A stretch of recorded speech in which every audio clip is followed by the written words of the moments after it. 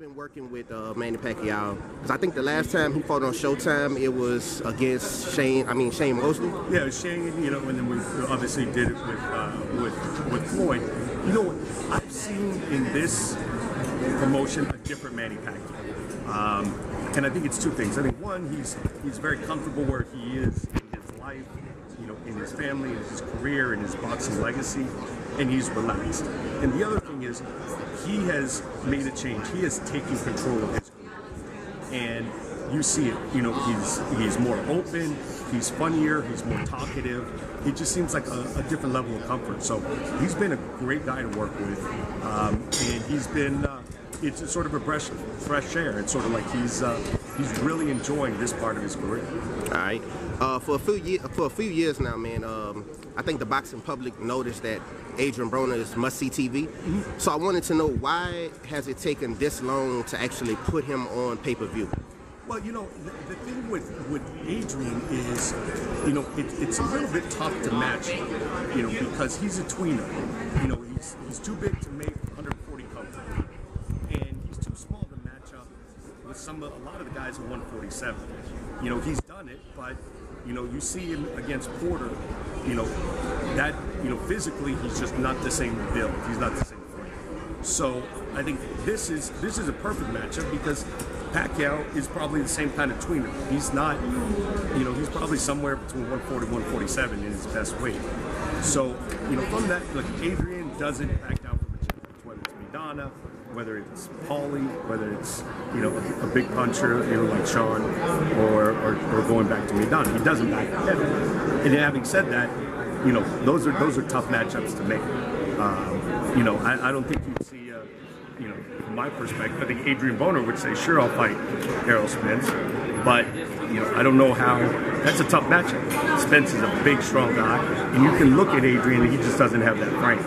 So, you know, having said that, you know, there are interesting fights, you know, and I think they've come close. We've talked about a Broner pay-per-view in the past. There have been on. It just, you know, with the pay-per-views, a little bit is luck and timing and getting the right opportunity at the right time. Yeah, because that was one of the questions I had next, because it's a lot of pay-per-views coming up and it kind of close, you know, with each other.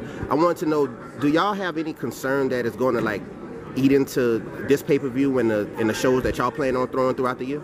Well, look, we're coming off of a period, at least for us, where, you know, we've done, up until December, we had done one pay-per-view in the last 3 years, which is obviously Mayweather-McGregor. And then, you know, people look, and we had pay-per-views in back-to-back months. Now, the reality is that's an anomaly. That's not going to be, you know, how it's going to be going forward. It's, you know, Manny in particular has a very rigid schedule.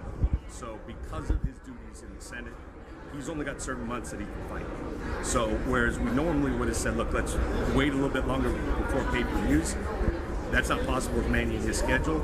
So yeah, it's back-to-back and people are coming out of their pocket, but I think what we've tried really hard to do on this event is provide value, provide, you know, a really strong co-feature. You know, another world title fight. I think you're going to see, you know, 4 competitively matched, entertaining fights on this card, you know, and hope it, you know, that sort of softens the sting a little bit of having back-to-back pay-per-views.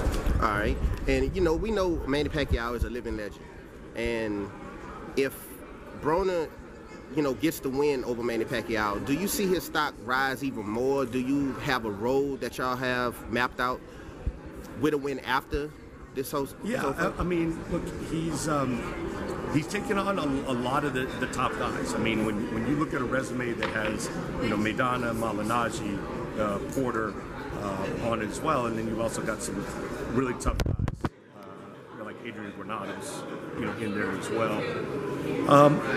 You know, things change so quickly. You know, we didn't really set out a road ahead for him, and nor did he really want to talk about it. You know, and I think that's one of the things that sort of demonstrates how serious he is he really wasn't interested in talking about anything, you know, what happens on January 20th and beyond. I think he's going all in on this one, and then, you know, if he wins, then we'll figure it out. All right. Do y'all have any updates on Wilder and Fury 2? We're in discussions. Money is the big thing that needs to be resolved, with all negotiations. And there's some work to be done. But I haven't heard or seen anything yet, which makes me think that there will be a problem getting that done for the first half of the year, probably somewhere around May. Okay. All right. Appreciate your time, man. Thank you.